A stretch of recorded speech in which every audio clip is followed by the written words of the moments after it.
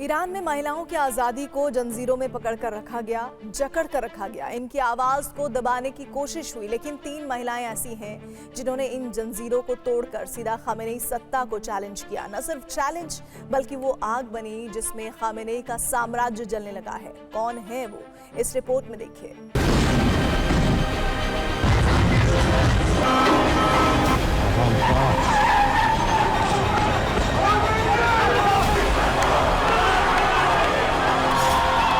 UEM Jaipur एक आदर्श लक्ष्य है। भावी छात्रों के लिए अच्छी नौकरी, भविष्य के लिए तैयार कौशल के साथ अच्छी शिक्षा।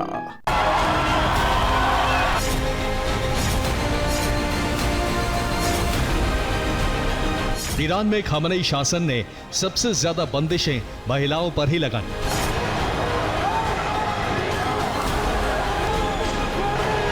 लेकिन अब वही महिलाएं खामेनेई से अपना बदला ले रही हैं।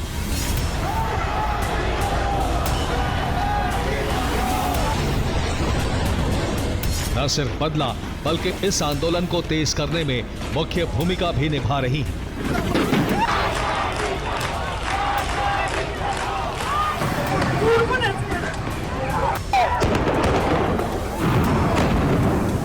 यही वजह है कि अब ईरान में इतिहास बदल सकता है। अगर खामेनेई शासन का अंत हुआ तो फिर इस बार ईरान की कमान महिलाओं को भी सौंपी जा सकती है, जिसमें एक नाम है मरियम रजावी।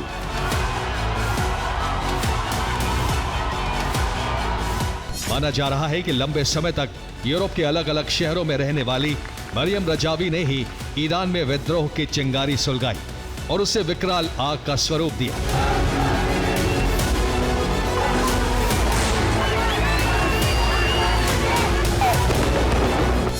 ईरान में पीपल्स मुजाहिदीन नाम का संगठन था।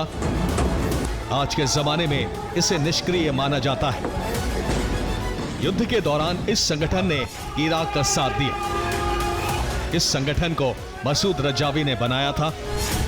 मरियम रजावी मसूद रजावी की पत्नी है। मरियम नवाजी भले ही लंबे समय से ईरान से बाहर है, लेकिन मुजाहिदीन खालक संगठन के जरिए वो लगातार एक्टिव है। रिपोर्ट में दावा है कि ईरानी सरकार ने उनके पति मसूद रजावी की हत्या करा दी थी। अब मरियम सरकार से इंतकाम ले रही हैं।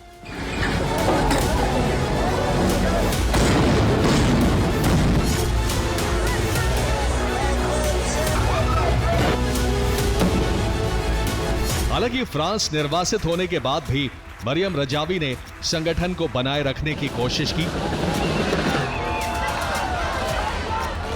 मरियम रजावी ही संगठन का नेतृत्व करती हैं। पीपल्स मुजाहिदीन मरियम रजावी के नेतृत्व वाली ईरान की नेशनल काउंसिल ऑफ रेजिस्टेंस की सबसे बड़ी ताकत है। ये संगठन कई देशों में रहकर काम करता है। मरियम रजावी 1993 से NCRI यानी national council of resistance of Iran की अध्यक्ष है।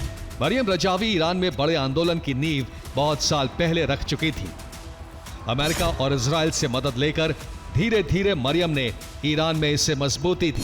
मरियम ने ही सभी विद्रोही गुटों के जरिए इस मूवमेंट को लीड किया है। दावा किया जा रहा है कि फ्रांस के पेरिस में रहकर मरियम ने खामेनेई के खिलाफ एक बहुत बड़ी साजिश का प्लान तैयार किया। सिर्फ रजावी ही नहीं, बल्कि दावेदारी में अगला नाम जिस महिला का है वो 13 बार जेल जा चुकी है। नाम है नरगिस मोहम्मदी।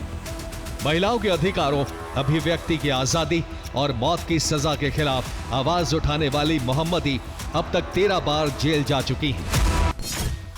साल 2023 में नरगिस मोहम्मदी को नोबेल शांति पुरस्कार दिया गया। वो पिछले 20 सालों से महिलाओं के अधिकारों के लिए लड़ रही हैं। जेल में रहते हुए भी नरगिस मोहम्मदी 2022 में ईरान में हुए बड़े विरोध प्रदर्शनों की अहम आवाज बनी रही।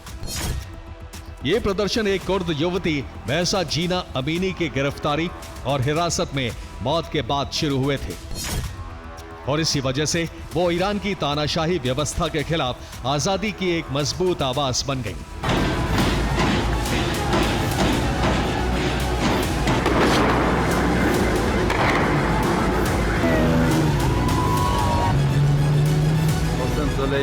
वहीं मसीह अली निजात भी उन शख्सियतों में शामिल हैं जिन्हें ईरान में महिलाओं के अधिकार और लोगों के मानवाधिकार का बड़ा चेहरा माना जाता है। पेशे से पत्रकार और लेखक रही अली निजात को खामनेई शासन के खिलाफ आवाज उठाने की वजह से देश छोड़कर जाना पड़ा। मसीह अली निजात का जन्म 1976 में ईरान में हुआ था और उन्होंने एक पत्रकार के रूप में अपना करियर शुरू किया, लेकिन जल्द ही ईरानी सरकार की आलोचना के कारण उन्हें देश छोड़ना पड़ा। वो अनिवार्य हिजाब की मुखर विरोधी मानी जाती हैं। ईरान के इतिहास में यह पहली बार है जब न सिर्फ राजनीतिक दल बल्कि हर इंसान खामनेई सत्ता को जड़ से उखाड़ फेंकना चाहता है। हालात जिस तरीके के बन रहे हैं वो खामनेई की सत्ता के लिए शुभ संकेत नहीं है। ऐसे में अगर तख्ता पलट हुआ तो ईरान में इस बार वो सत्ता आएगी जिसकी कल्पना ईरान का युवा कर रहा है। Bureau report, TV9, Bharatvarsh.